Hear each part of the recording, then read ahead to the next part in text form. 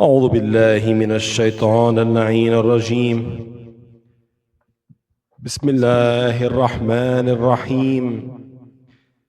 رب اشرح لي صدري ويسر لي أمري واحلل عقدة من لساني يفقه قولي. رب صل على محمد وآل محمد. اللهم صل على محمد وآل محمد. My dear brothers and sisters, respected scholar Sayyid al-Musawi, Assalamu alaikum wa rahmatullahi wa barakatuh.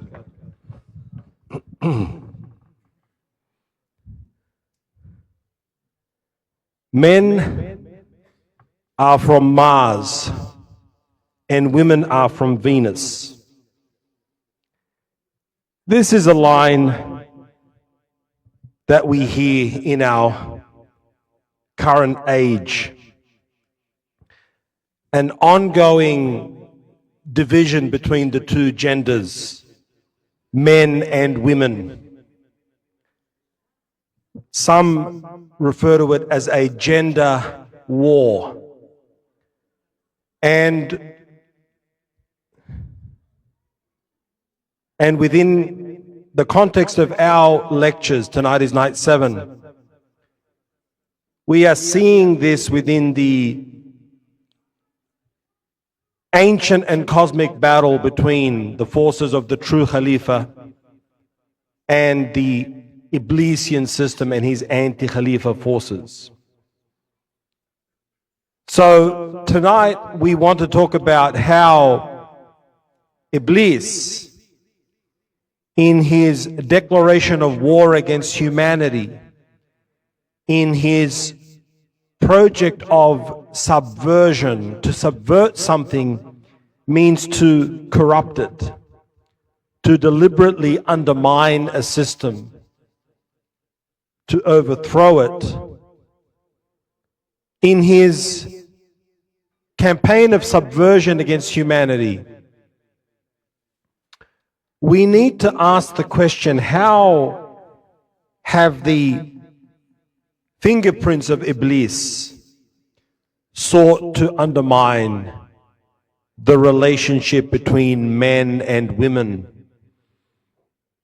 which undermines the family, undermines humanity itself? Because once the relationship between men and women is undermined, once trust is eroded between the genders, once there is a crisis within the home and divorce rates increase and single parenthood and disconnected children, this process of subversion, this process of corruption reaches its peak. In fact, Elon Musk has predicted, we need to now view this through the lens of the Dajjal system, the anti-Khalifa system, with the dhuhur of Rasulullah sallallahu alayhi wa alih, Allahumma salli ala Muhammad wa ali Muhammad, with the Bi'ath al-Nabawiyya 14 centuries ago. That marked the beginning of the end of time. So we are living in Akhir al-Zaman, because Rasulullah sallallahu alayhi wa ali is the final messenger to mankind. So there is no revelation. La nabiyya ba'di, khatim al-nabiyyin. So we are living in an arc of history which will culminate with what? What is the culminating event of our arc? That began with the Bi'athah, it will end with what? The reappearance of Al-Hujjah. Sallu ala Muhammad wa ali Muhammad. Allahumma salli ala Muhammad wa ali Muhammad. So we know, based on these facts I've shared with you, we are in the final arc of human history. Would Iblis's war strategies against humanity increase or decrease in this final phase? It will increase.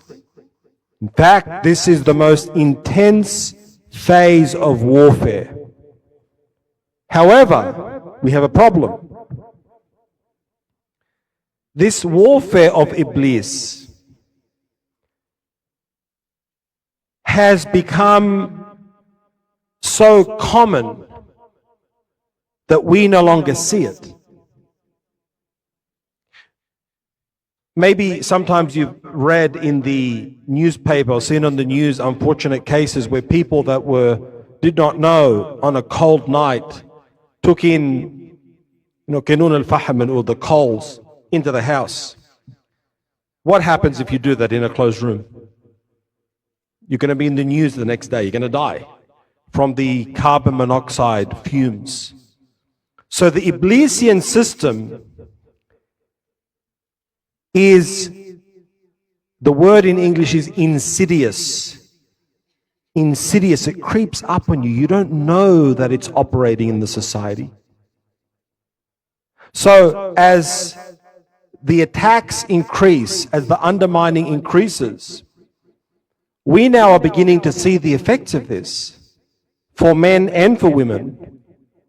For many women in the West now, within that particular relationship model, they are now saying, men won't even take us on dates anymore, let alone pay for dinner. I can't find a husband. I have to freeze my eggs, and maybe then there's a chance I may not ever have a baby. Men are saying within this Western paradigm that we have lost trust in women. Terms like gold diggers are used. So we see that within this system, there is mass mistrust between men and women, which in Islam, they are the fundamental unit of the society. From a man and a woman comes a family. And from the family comes the ummah. And from these families comes those who will give nasr and will support al-hujjah, ajallahu ta'ala farjahu al-sharif. Sallu ala Muhammad wa ali Muhammad. So it would make sense that the Iblisian system and all of its channels, media, political, academia, are working fever pitch to undermine both healthy femininity and healthy masculinity. In fact, a Christian author by the name of Rachel Wilson wrote a book called Occult Feminism, The Secret History of Women's Liberation. And in this book, Rachel Wilson gives historical documentation that the feminist movement within the West does have some murky origins within occultic practices, witchcraft, Satanism, occultism. And that does not mean that everything about feminism is wrong, the striving for equality, the dignity of a woman. But the point that she's making, which links with our motif of Iblis, is that this extreme form of feminism, which places men and women in war against each other, has some of the hallmarks of this Iblisian system. Because ultimately it is based on giving women the perspective that the masculine should be envied, that the masculine is to be competed with, that essentially women are defective versions of men, and that if you want to be successful, you have to basically become like a man. And what this has led to in our modern times is the collapse of the polarity between men and women, the natural magnetism that they have for one another, into this very bland, competitive sameness. In fact, there's research now showing that on average, women today have lower voices, more masculine voices, higher cortisol levels, higher stress hormone levels than females of previous generations. So we see a subversion taking place that's very insidious. And the proof of that is the latest statistics in the United States of America, and Australia isn't far behind, is that upward of 25% of young women are on psychiatric medication.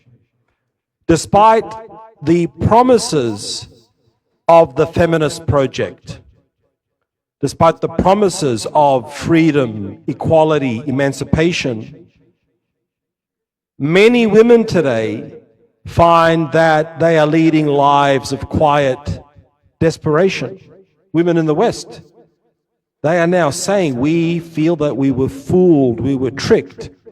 And this has the hallmarks of the trickery of this system, the Iblisian system, which fools men and women. Because often in our discourse from these pulpits, we sometimes shy away from addressing our women folk, maybe out of a fear that we might come across as perhaps not sympathetic to women. So most lecturers are very comfortable addressing the men, that you should not be tyrannical, you should not be abusive, and I've addressed all those things.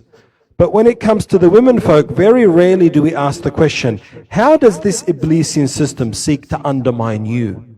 It's almost like a bit of a taboo. You can't go there. And questions are raised.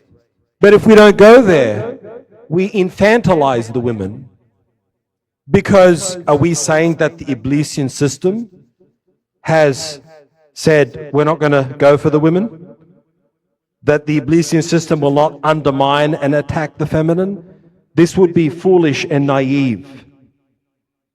So what is this attack against the feminine? Well, essentially it's the process of subversion, of inverting that reality, that polarity between men and women. So as women become more competitive, have greater economic freedom, which is a beautiful thing, have more education. I want these things for my daughter. I'm a father of a girl. What happens is the women are now finding that we are not feeling a compatibility or a polarity, or even at the basic level, an attraction to most of the men folk out there. Because as a woman becomes more in her masculine energy, and she can never distinguish the masculine from the feminine within herself, she naturally begins to find that the level of attraction is usually for the men that have what we would call this hyper-masculine energy. Some may call it a toxic masculinity. So we see through this process, many relationships fall apart. Many connections are made that cannot be sustained. And we see that on the other side of the ledger for the men, many of our boys, becoming men, are falling behind, are suffering from low sense of self-worth or self-esteem, are suffering from a perception that maybe marriage is not worth it anymore. And the same for the women. So there is a peak level of mistrust between both genders in what we would see and what we'd call is a gender war. So when we speak of this process of subversion, of the eroding of the true feminine, we are just asking the question, how does this Iblisian system seek to attack the feminine? If we know it attacks the masculine through usual channels, for example, lust is a well-known one. Men are visual creatures. And we know that 60 to 80% of the internet is for that particular content. So we would all agree, we would all say, absolutely, that's amal shaitan, right? Men and women. But the question is, well, how is he attacking the sisters? Unless we believe, like when I did the lecture for the daughters, that the daughters are like angels from heaven. No, they're humans like us. So how is he seeking to subvert and attack the women folk, which ultimately renders them less happy, less likely to marry, and if they do get married, less likely for those marriages to succeed? Well, if we look at the hallmarks of this Iblisian system, one of the ways that he can infiltrate the feminine is through the mechanism of pride. Pride, a competitive arrogance. I think in modern parlance, and I'm not going to use the phrase on this holy minbar, I think they call it resting B-face. A loss of this softness. It's this puffed upness. But deep down there's a desire in the woman to be feminine, to be soft, to be attracted to a man that's a natural leader, and to, in her nature, she would like to submit to a man that is safe. Not as a slave, not as a slave, but to submit to his leadership. So as the Iblisian system works on subverting the brothers into lusts and distractions and addictions, and the message that maybe marriage isn't worth it, you might lose half your staff, you're going to you're going to be taken to the cleaners. He's working on the brothers through endless distractions and cheap dopamine. You don't think he's working on the sisters as well?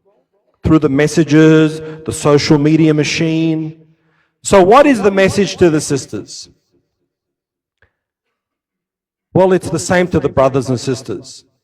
Whatever the current Iblisian system is telling you to do through these mainstream social media channels, if it's telling you to become toxic, to become like Andrew Tate, to just focus on muscles and fast cars and quick money, do the opposite. Focus on becoming a man of integrity, a man of worth, a man who earns halal income, a man who works on himself, a man who has pride, true pride in his character and integrity.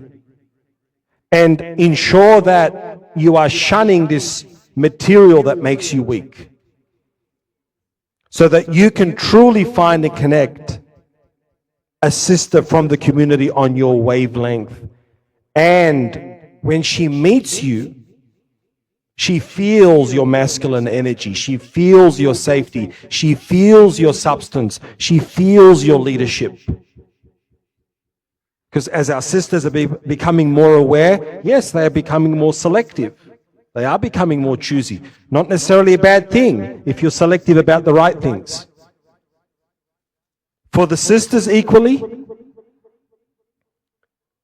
what is the opposite of the social media machine, the Iblisian algorithms?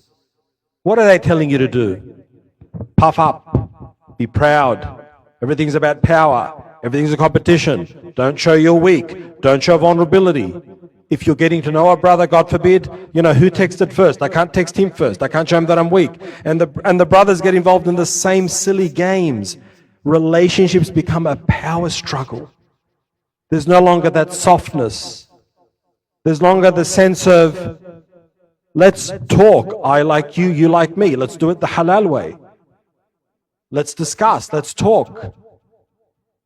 And I find in my work as a coach and a therapist that often when I'm talking to our young sisters, my daughters, often the advice they're getting, which is to be tough and have a permanent scowl on their face and always hide their vulnerability, is the very thing that can make them unsafe. How? How can it make you unsafe? Because the sort of man that tough face attracts is a man that says, I see that face as a challenge. I'm gonna tear down those walls. I see it as a challenge. Whereas the average brother out there, he sees the face, he says, okay, maybe she doesn't like me. I'm gonna stop trying. It actually makes it more likely that you will attract the sort of masculine that probably is not the right one for you. So what's the opposite? What am I saying? Am I saying be meek and just smile at everyone? And no, I'm not saying that. What I'm saying is be aware of the messages that you are imbibing. Be aware of the loss of this softness, of this femininity. Because often what will help our sisters to test a man, to test a brother, is not your toughness, is not you showing him that you're unaffected by everything. It's actually by leaning into your femininity. Oh, what makes you say that? Oh, that's interesting. It's to actually lean into your feminine intelligence, because a man overtaken by that fake, toxic alpha masculinity, he cannot deal with true feminine intelligence. He can deal with the fake femininity, the resting bee face, the I'm above it all. They love that. The toxic men. That's a challenge for them. He wants to bring down your pride. Whereas when you're in your feminine essence, yes, in your softness, sometimes you can ask a devastating question that can put him on the spot with a smile on your face. He says, oh, tell me about that. Or what makes you say that? You can check in and have a dialogue with one another. So, if this Iblisian system is working 24/7 through the algorithms, through the influencers, through the podcasts, through the media, to undermine men. Men are fools. Men are creepy. Men only think about one thing. Men are not intelligent. Men are deadbeat dads. Men bash, bash, bash. And then on the other hand, infecting the minds of the brothers. Women today are gold diggers. They're not worth it. I was told today by a young man that members that within our community, if you're asking some people about marriage, the negative advice that they give you, owing to the disastrous result that they've had in their life, that can misguide our young men and our young women. So the core of my message today is that just like Iblis, through envy and competitive arrogance and pride, subverted and made Adam lose his status, he's doing a number on you, my sisters. And he's doing a number on you, my brothers. And this system wins through ongoing competitiveness and enmity and hatred. In fact, the research shows that although this is not something that maybe is as relevant for our community, but the dating app companies, they cannot make money if people on these apps actually meet one another and have relationships. So the other element of the Iblisian system that's affecting men and women is it has made relationships, humans, as a commodity. Commodity is like this bottle. I look at the bottle. Do I like it? Do I want to purchase it? There's one thing wrong with it. So now we look at people like a product. And this mental dis-ease of I'm looking for reasons to disqualify you. Just like a product and I'm looking for reason, is it worth it? Do I want to buy it? No, I don't like the font there. I'm not going to buy that one. I'm going to buy this one. That's not a human. The purpose of marriage in Islam, my brothers and sisters, is not ego enhancement. It's not to boost your ego. It's not for the Instagram pics. It's not for the flowers and the videography, although that's very beautiful. The purpose of marriage in Islam is family. Nasl, lineage, genealogy, children, legacy. If we're Shia, the purpose of marriage is to produce the generation that will usher in the reappearance of the 12th Imam. Sallu ala Muhammad wa ali Muhammad. So we are reaching a point now, unless we are careful, that these subversive systems are infiltrating our community, are white-anting like termites, undermining the happiness of both our sisters and our brothers. And in fact, Elon Musk has predicted that by 2030, there will be more humanoid robot cyborgs on Earth than humans. We are living in a terrifying time. Do you know what that means? Meaning the very foundation of male-female relationships, the very foundation of physical attraction, the very foundation of family, male-female polarity, may in our lifetime, in large proportions of the population, cease to exist. What they want for you is you live in a pod, you get your universal basic income, you put on your, what do they call those things? Not 3D, VR glasses, and you have simulated relationships. We are reaching that saturation point rapidly. And I want to end on this. Iblis, and in the Iblisian system, this system is a merchant in hopelessness. Yes, all over for you. There's no good brothers out there. They're all write-offs. There's no good sisters out there. This is Amalu Shaitan. And that line of thinking directly contradicts the words of Allah. On earth there are always tayyibuna and tayyibat. Once your heart succumbs to this ya'as, it becomes contaminated. You become hardened. And this is why, as brothers and sisters, you must also guard your heart. This is why we know from the research that illicit relationships make us hardened. Both boys and girls, men and women. Who you allow to capture your heart early on, and then there's a heartbreak and things happen. It can harden us.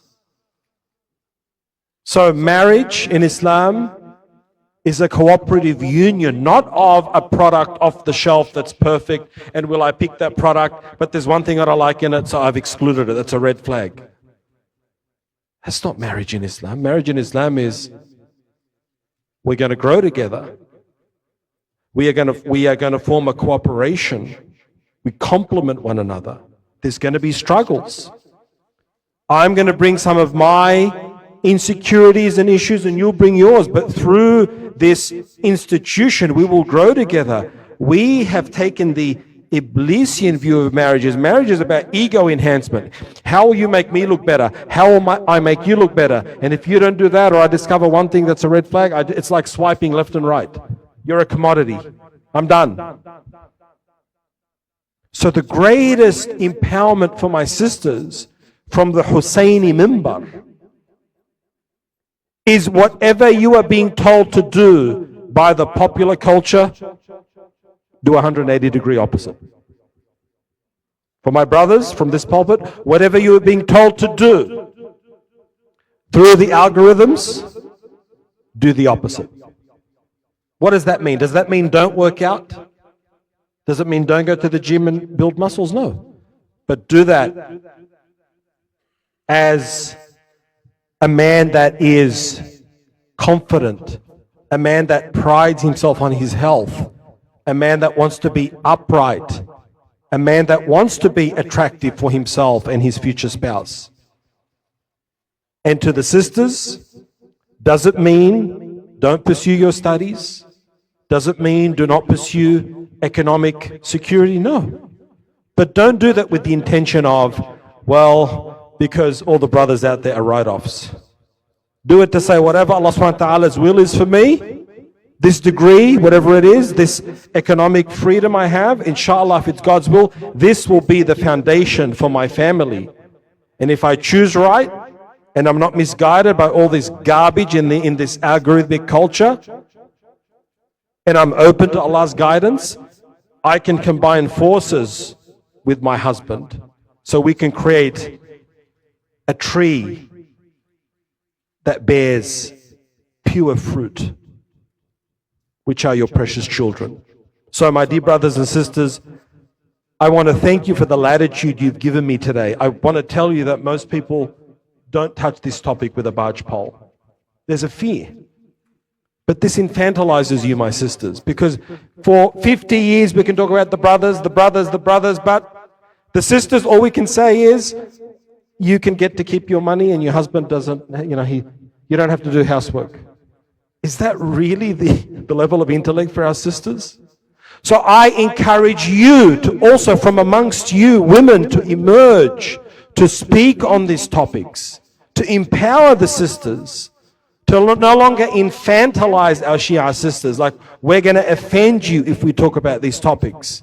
You also need growth. You also need awareness from the arrows that the enemy is aiming at you, ultimately for you to be miserable, which is not the Husseini way. Sallu ala Muhammad wa ali Muhammad.